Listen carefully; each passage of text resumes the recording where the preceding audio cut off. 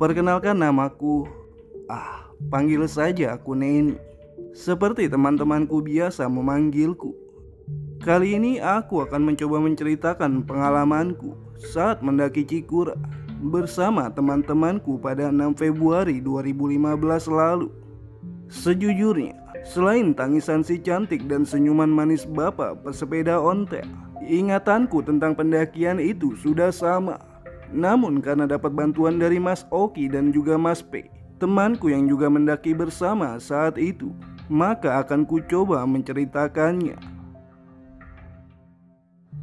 Tanpa terasa malam semakin larut, sedang aku masih asik duduk di depan Lepi yang selalu setia menemaniku menjelajah dunia digital dengan informasi tanpa batasnya. Gunung Papandayan, informasi itulah yang saat itu aku cari. Sebuah kebiasaan lama yang diajarkan oleh almarhumah kakak pertamaku yang senang sekali naik gunung dan climbing, serta diamini oleh almarhum papaku. Jadi setiap kali aku ingin naik gunung atau sekedar jalan-jalan, aku pasti selalu mencari informasi tentang tempat yang akan kudatangi. Tiba-tiba bunyi pesan masuk di handphoneku. "Dut, kayaknya kita nggak jadi ke Papandayan deh." Isi pesan tersebut. "What? Batal? Sia-sia dong semua." Batinku saat membaca isi pesan dari temanku itu. Kenapa nggak jadi? Balasku setengah kesal karena merasa semuanya akan sia-sia. Informasi yang kucari di sela-sela waktu luangku itu, uang tabunganku yang habis untuk beli perlengkapan naik gunung, serta usahaku untuk merayu ibuku agar mengizinkanku pergi ke Garut. Kata Denny, Papandayan lagi ditutup, besok deh dijelasin. Mengesalkan sekali. Padahal aku sudah sangat berharap untuk bisa hiking lagi setelah sekian lama tak menjajakan kakiku di gunung. Padahal ingin sekali kulihat lagi mentari yang keluar dengan malu-malu di sebalik lautan awan. Padahal hatiku sudah meronta untuk melepaskan kerinduan bernyanyi bersama binatang di depan api unggun yang memberikan kehangatan itu. Dan padahal lagi, tinggal 3 hari semua inginku itu dapat terwujud.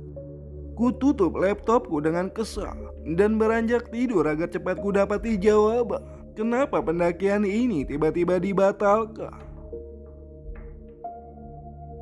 "Kenapa dibatalin?" tanyaku pada Anam tanpa basa-basi saat aku tiba di kosannya. Anam dan P mengekos di satu rumah namun beda kamar. Karena kosan mereka letaknya strategis, jadi biasa dijadikan base camp oleh teman-temanku. Papandayan ditutup karena ada relokasi pedagang. 2,3 juta gue melayang percuma dong buat beli peralatan kemarin, Mas, keluhku. "Tenang sih Mbak nih, kita tetap pergi.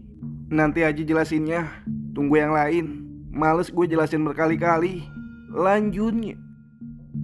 Pertanyaan dan jawaban yang sama selalu terlontar setiap kali temanku datang. "Kita nggak jadi ke Papandayan, jadinya ke Cikuray," kata Anam setelah semua sudah berkumpul. "Cikuray?" tanyaku yang serempak dengan Richard dan juga Jesse. "Iya Cikuray, tinggal nyebrang doang, sama-sama di Garut." Gila kali, gue udah lama kagak nanjak, masa tahu-tahu Cikuray?" jawabku setengah tak percaya. Acara pendakian kali ini merupakan pendakian pertama untuk P, Richard, Jesse, dan Oki. Walaupun bukan pendakianku yang pertama, namun terakhir kali aku menjejakkan kakiku ke gunung adalah tahun 2005, alias 10 tahun yang lalu.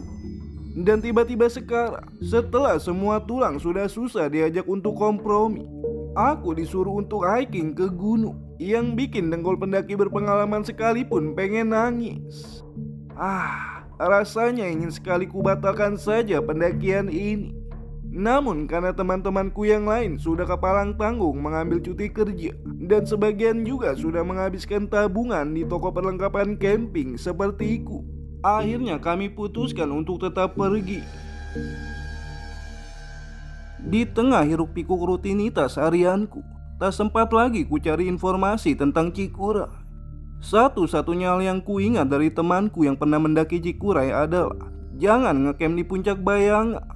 Sampai akhirnya hari yang dinantikan pun telah tiba. Aku, Anam P, Richard, Jesse, dan juga Oki berangkat dari Kosa dan janjian dengan Denny di terminal bus Uki.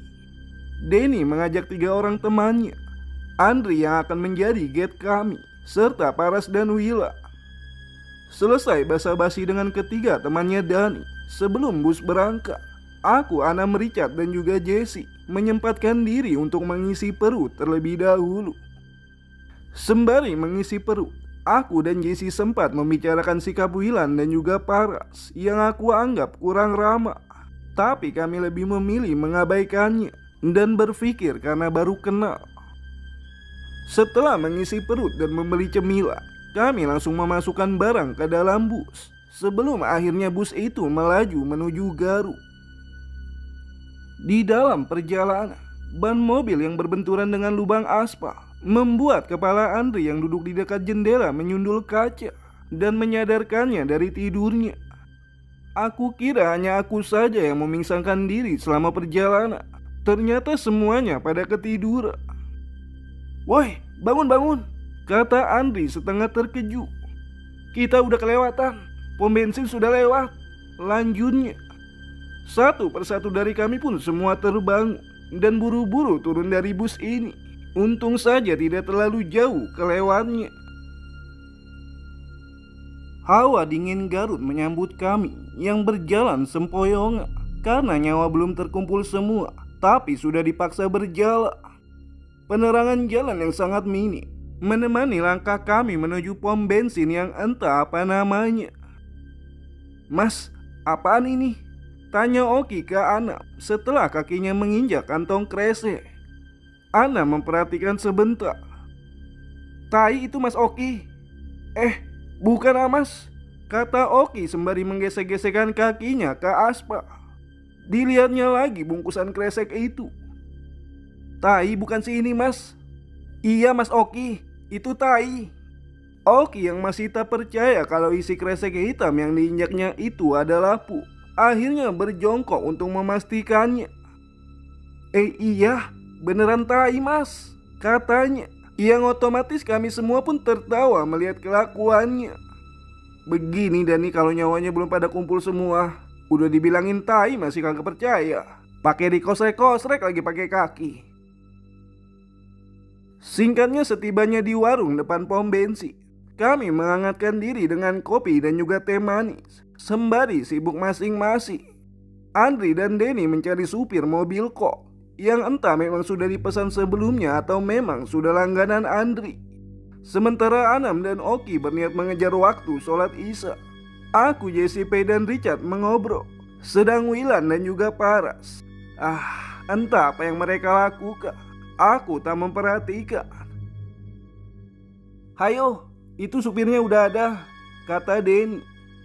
"Nanti dulu Mas, Mas Anam sama Mas Oki lagi sholat dulu," kata P.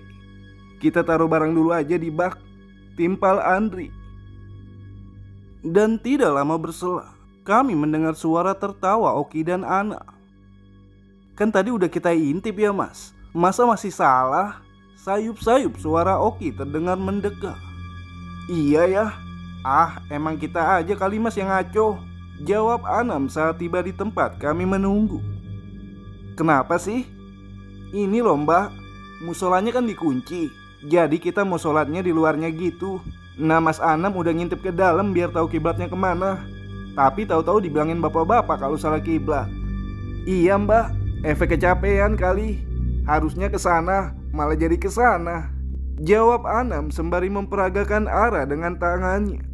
"Ya udah ayo naik, biar cepat sampai di base kita," potong Denny yang sudah nangkring di atas pick up.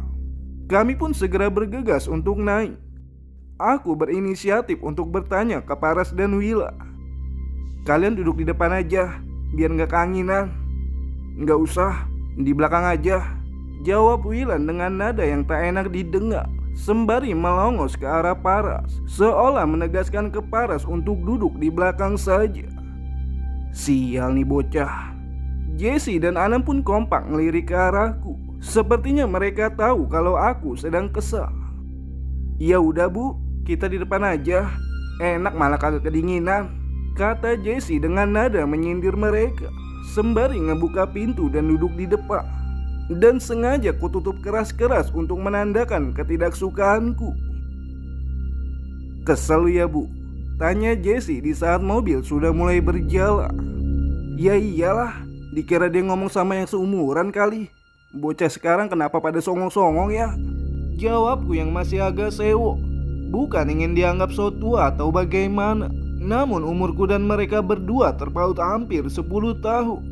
Ditambah lagi kami baru bertemu hari itu dan akan bersama-sama selama beberapa hari ke depan. Setidaknya ya tunjukkanlah kesopanan dan keramat tamahan yang dapat membuat suasana menjadi lebih nyaman.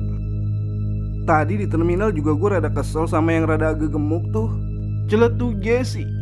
Aku dan dia pun mengobrol di sepanjang perjalanan, tertawa melupakan kekesalan yang ada di hati. Sampai akhirnya kami sampai di sebuah rumah yang disebut base camp oleh Denny dan juga Andri. Di rumah itu kami disambut oleh suami istri yang sudah berumur, yang sampai saat ini, walaupun aku merindukan mereka, aku tak tahu siapa nama mereka. Kami pun memanggil mereka emak dan abah. Setelah menaruh barang-barang kami, aku, Jesse, Richard dan juga P mengikuti emak ke warungnya, sedang yang lain sibuk masing-masing. Rumah yang dijadikan base ini tidak terlalu besar, tapi rapi dan tertata dengan api. Ada warung kecil untuk menyantap gorengan, dan terdapat pula langgar kecil dalam satu halaman yang sama. Jadi para pendaki tak perlu repot untuk mencari tempat lain. Aku dan Jesse membawa gorengan yang kami goreng di warung emak ke teras rumah untuk disantap bersama-sama, sedang Richard dan Pei membawa minuman. Wih, enak nih, kata Anam yang sedang berjalan bersama Oki. Kalian dari mana? Tanyaku. Habis sholat subuh mbak. Keren loh mbak. Kita sholat bertiga, tapi yang ngaminin banyak. Maksudnya? Pokoknya keren deh. Nanti aja jelasinnya, jawab Anam sembari mesam-mesem. Dan tanpa terasa mentari sudah terbit, kami pun bersiap melakukan pendakian ini. Sebelum pendakian dimulai, tak lupa kami berdoa memohon perlindungan dari Yang Kuasa, serta pamit pada emak dan juga abah. Kami pamit naik dulu ya mak, nanti setelah turun kami kesini lagi. Iya neng, hati-hatinya, jangan lupa berdoa di jalan, biar lancar sampai turun lagi. Setelah cium tangan, kami pun beranjak meninggalkan rumah emak dan abah. Kira-kira pukul 8 atau setengah 9 pagi saat kami memulai perjalanan ini. Kami jalan perlahan sembari berbincang dan menikmati pemandangan. Tak lupa bertegur sapa dengan para petani yang lalu lalang. Sekitar sejam sudah kami berjalan, tapi kami masih di perkebunan warga. Maklumlah, jalur yang nanjak terus membuat paru-paru para pengisap super kembang kempis. Dan karena di sini tak seramai perkebunan yang di bawah, jadi kami berniat beristirahat sebentar di sini. Namun sayup-sayup aku mendengar suara perempuan menangis. Tanpa berniat mencari sumber suara tersebut, kusenggol Anam dengan memberikan isyarat lanjut, dan sepertinya ia paham maksudku itu. Kita jalan lagi aja yuk, berhentinya di atasan lagi aja. Ada yang nangis ya? Kata Wilan tiba-tiba. Angin kali, dah buruan lanjut, kata Richard berusaha mengalihkan. Enggak suaranya dari sebelah kanan. Sebelah kiri deh, katanya sembari celengak-celinguk mencari sumber suara. Bawel lu, udah buruan jalan, sahut Richard setengah kesal. Ya elah ini bocah, alamat dah ini mah, batinku dengan firasat yang sudah tak enak. Padahal sebelum berangkat, Anam sudah bilang untuk tidak ngomong apa-apa kalau melihat atau mendengar sesuatu. Bahkan Richard, Jesse, Anam, Pei dan Oki mengetahui kalau aku peka dengan hal-hal seperti itu. Bahkan terlalu peka. Entah itu sebuah berkah atau sebuah masalah, aku juga tak tahu. Yang jelas, beberapa dari mereka sudah menekankan kepadaku untuk tutup mulut kalau aku melihat orang dengan pakaian aneh atau mendengar apapun. Dan firasat tak enakku pun akhirnya menjadi kenyataan. Dan setelah Wilan mencari sumber suara itu, hal yang tidak menyenangkan pun terjadi kepada aku. Memang sosok itu tak langsung menunjukkan dirinya kepada aku, tapi ia mengikutiku sepanjang jalan. Terkadang sambil menangis, terkadang sembari berbicara dengan riangnya, seperti orang yang sedang berbicara dengan temannya. Terkadang pula memberikan gambaran tentang hidupnya, seperti sebuah slide film yang terputus-putus. Fokusku benar-benar teralihkan silih berganti karena si cantik ini. Istirahat dulu dong, pintaku pada teman-temanku. Aku benar-benar kelelahan, baik fisik maupun mental. Ku ambil air minumku dan meneguknya. Saat aku tengah minum, mataku tertuju ke Jessie yang sedang asik memakan coklat. Ku tutup botol airku sambil memperhatikan Jessie. Lalu ku senggol Anam yang berdiri di sebelahku, sembari mengisyaratkan untuk melihat ke arah Jessie. Anam yang paham dengan isyaratku memperhatikan Jessie lalu berkata, "Jess, bagi dong coklatnya." "Nih," jawab Jessie yang singkat, sembari memberikan sepotong coklat untuk Anam dan juga memberikan sepotong padaku sembari tersenyum. "Jalanang," kataku sepelan mungkin agar yang lain tak mendengar, sembari tanganku memberikan isyarat kalau anak kecil itu setinggi pinggulku. "Nggak mungkin Ambani," kata Anam sembari berbisik. Kemudian kami pun melanjutkan perjalanan. Anam yang berjalan di belakangku pun bertanya kepadaku, "Kapan? Dari mana? Kok aku nggak nge ya?" "Dari kayu yang ia pegang," jawabku yang singkat karena takut terdengar oleh yang lainnya. Sementara tanjakan demi tanjakan kami lalui, perjalanan ini terasa lama sekali. Entah hanya aku yang merasa lama atau memang karena jarak pos 1 yang memang sangat jauh dari starting point kami. Yang jelas kami baru sampai pos sekitar pukul 11:30 siang. Cikuray via Bayongbong sewaktu itu belum ada pos pantau.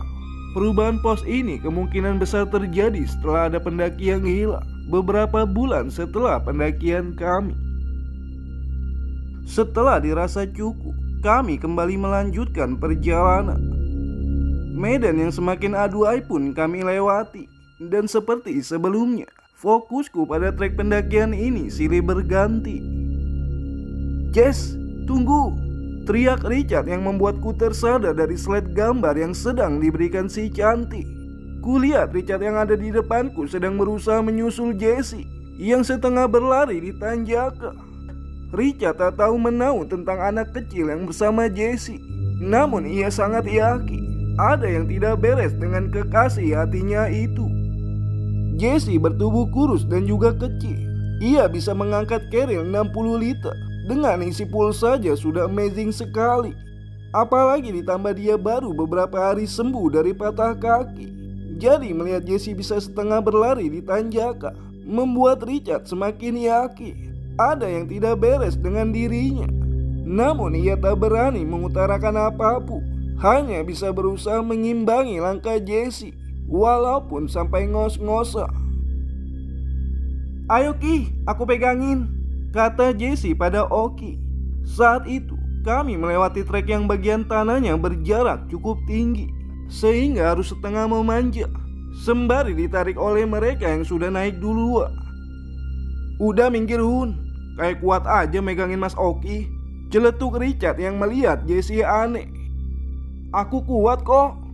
"Udah aku aja," sembari menggeser Jessie ke samping dan membungkukkan badan untuk menarik tangan Oki.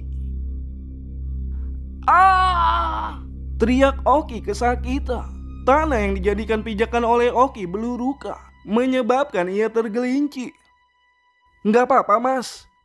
"Nggak Mas, cuma kayaknya tadi kaki saya ketekuk, jadi agak sakit. Bisa naik nggak Mas? Tak gendong sini." "Wes bentar, tak coba lagi naik sendiri," kata Oki sembari memutar-mutar engsel kakinya. "Ayo Bang Richard, coba lagi." "Ayo," jawab Richard bersiap-siap menarik Oki. Dan saat Oki sedang mengambil ancang-ancang untuk naik, kulihat anak kecil itu ingin menarik lagi kaki Oki. "Mas Oki," panggilku sebelum Oki naik sembari melotot dan menggeleng pelan ke arah anak kecil itu. "Kenapa Mbak?" tanyanya sembari menengok. "Nggak jadi," jawabku. Aku pun naik dan terakhir anak. Kami duduk sebentar untuk melihat keadaan Oki. Dan setelah memastikan semuanya aman, kami pun melanjutkan kembali perjalanan. Semakin mendekati pos 2, semakin hilang fokusku ini. Kepalaku semakin berat. Ditambah lagi slide si cantik yang semakin membuatku tambah ingin menangis. Oki, Anam dan bahkan P yang saat itu tak berani melihat wajahku sampai menyanyikan hampir 1 jilid lagu-lagu kemerdekaan agar aku tetap semangat. Mulai dari Satu Nusa Satu Bangsa sampai Indonesia Raya mereka nyanyikan dengan lantang bab paduan suara saat 17 Agustusan di Istana Negara. Namun sayangnya aku sudah tak sanggup lagi. Akhirnya kami pun memutuskan untuk membuat tenda darurat di pos 2 ini. Setelah tenda dibuat dengan space yang agak mepet, diiringi hujan yang mulai turun, para laki-laki membuat perapian untuk memasak, sedang aku dan para perempuan menghangatkan diri di dalam tenda. Saat menunggu mereka memasak, aku sempat tertidur dan bermimpi. Di dalam mimpiku itu, aku sedang duduk di bangku di dalam sebuah gubuk yang bentuknya hampir mirip dengan gubuk yang ada di pos 1. Ketika sedang duduk dan memandang entah kemana, tiba-tiba ada sepasang suami istri yang sepertinya umurnya sudah lebih tua dari emak dan juga abah yang kemudian menghampiriku. Beliau berdua mengucap salam dan bertanya sedang apa aku di sini. Aku katakan kalau aku sedang melakukan pendakian dengan teman-temanku. Kami tertawa dan membicarakan banyak hal, namun tak banyak yang dapat kuingat setelah aku terbangun. Kalimat yang dapat kuingat dari pembicaraan itu hanya pesan dari mereka berdua. Lakukanlah seperti apa yang sudah diniatkan. Jangan pernah berbelok-belok, kecuali jika niatmu buruk. Lebih baik diurungkan. Kemudian Jessie membangunkanku dan membawakan minuman hangat untukku. Sepertinya hujan di luar tenda semakin deras. Beberapa kali rintikan-rintikannya berhasil memasuki tenda. Jessie pun meminta Richard untuk menambal bagian-bagian yang bocor dengan lakban yang kami bawa. Jessie menunjuk dari dalam, sedang Richard melakbannya dari luar. Satu persatu bagian-bagian ditambal oleh Richard, sampai akhirnya Jessie menunjuk satu bagian yang ada di belakang tenda. Dari dalam tenda aku bisa melihat bayangan Richard yang sedang berjalan untuk menambal bagian tersebut.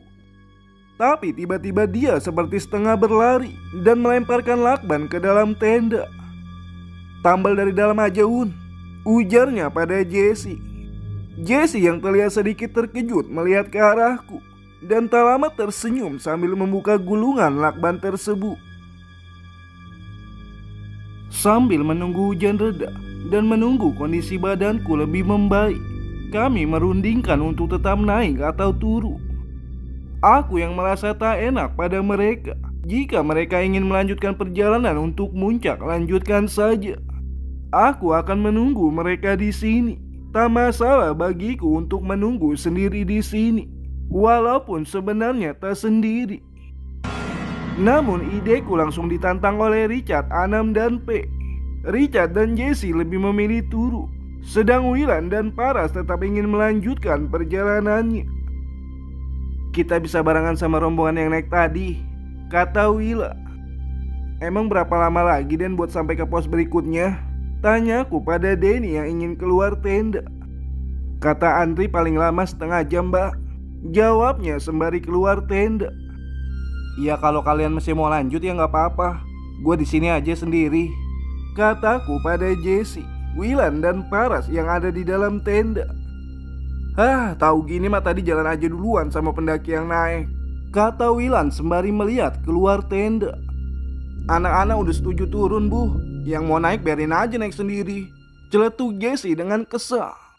Paras yang mungkin merasakan aura kekesalan yang menguasai tenda memilih untuk keluar tenda tanpa mengucapkan apa-apa. Dan tak lama, Wilan pun mengikutinya keluar tenda.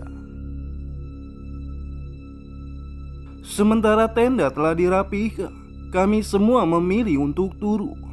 Saat hendak turun, Jesse terlihat sedang sedikit berargumen dengan Willa, pria kayu yang dijadikannya sebagai tongkat. Richard pun mencoba menenangkan Jesse. Namun Jesse yang sudah kepalang kesal langsung mengambil kayu yang ia pakai saat naik tadi dari Willa. Dengan sedikit menariknya dan langsung berjalan menghampiriku. "Ayo Bu, kita jalan," ucapnya dengan raut wajah yang masih kesal. Aku pun mengikutinya, disusul Anam dan juga yang lainnya.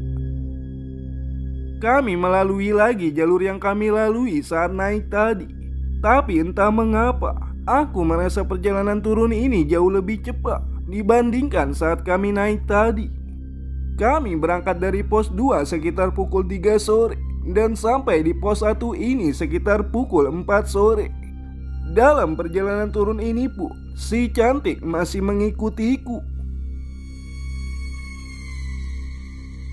Di pos 1 kami kembali bertemu dengan pendaki yang melewati kami di pos 2. Mereka sedang asing mengobrol sembari menyeruput minuman hangat. Sudah lumayan lama kami di pos 1. Sepertinya hampir semua perbekalan makanan yang kami bawa kami habiskan agar tas kami lebih ringan. "Turunnya nanggung deh kalau sekarang. Nanti aja habis maghrib," kata Oki. "Enggak kemalaman nanti." "Enggak lah. Lagian kan headlampnya jadi bisa dipakai. Sayang kan udah dibeli." Setelah sholat maghrib, kami pun kembali melanjutkan perjalanan. Sinar-sinar dari headlamp yang kami gunakan menyinari perjalanan turun kami. Kami pun berjalan cukup lama sampai tiba-tiba, "Matiin headlampnya, babi!" teriak Andri tiba-tiba setelah sekitar setengah jam kami berjalan. Sontak kami pun semua berjajar merapatkan diri dan setengah bersandar pada undukan tanah. Dari kejauhan ada sesuatu yang menyerupai mata berwarna merah. Namun beruntungnya babi itu tidak mendekat, yang kemudian pergi menjauhi kami. Setelah dirasa cukup kondusif, kami pun kembali melanjutkan perjalanan ini. Turunan demi turunan kami lewati. Walaupun rasanya simpangan itu sama bentuknya, namun tak terlalu kufikirkan, karena aku yakin Andri pasti lebih paham. Kami pun terus berjalan melalui hutan belantara ini, hutan Gunung Cikura, sampai 15 menit kemudian. "Sebentar ya, jalan gue kayaknya disilang-silang," kata Andri. Sembari menunggu Andri menghafal jalur, aku melihat sekelilingku. Kukira si cantik ini sudah tak mengikutiku karena tak lagi ku dengar tangisannya. Namun ternyata ia sedang berjongkok di belakang kami. Ku buang pandanganku ke arah lain agar fokusku segera teralihkan. "Ayo kita jalan lagi," ucap Andri, dan kami pun kembali melanjutkan perjalanan ini. Dalam perjalanan, pandanganku terhenti saat sinar headlampku melihat ada seorang bapak-bapak. Bapak itu menggunakan baju kemeja putih yang dikancingkan sampai ke kerah. Rambutnya yang berwarna hitam dan abu-abu itu disisir rapi ke belakang, dan ia memegang sepeda ontel di sebelah kanannya. Lalu tersenyum kepada aku, yang kemudian menghilang di sebalik gelapnya malam. Namun tiba-tiba saja Jesse menjadi lemas, dan kulihat Jesse sudah membuang tongkatnya itu. Ia membuangnya di tempat di mana ia mengambilnya. Kemudian kulihat sekitarnya. Tak jauh dari tempat itu ada beberapa makam. Sepertinya makam keluarga milik penduduk setempat. Jesse pun dipapa Richard selama sisa perjalanan itu, yang untungnya sudah tidak terlalu jauh. Pukul 10 malam kira-kira, sampailah kami di tempat emak dan juga abah. Emak dan abah yang melihat kondisi Jesse meminta kami untuk membawa Jesse ke bagian dalam warungnya. Abah pun menggelar tikar dan menaruh bantal agar Jesse bisa tertidur. Emak mengambilkan selimut untuk menyelimuti Jesse, sementara Richard memijat kaki Jesse sembari menanyakan kondisi pujaan hatinya tersebut. Kami pun menceritakan tentang pendakian kami kepada Abah. Sampai akhirnya malam pun semakin larut. Satu persatu temanku akhirnya beristirahat. Emak pun pamit untuk tidur, sementara Richard masih menemani Jesse dan aku masih asik mengobrol dengan Abah. Rombongan kalian disayang sama yang di atas.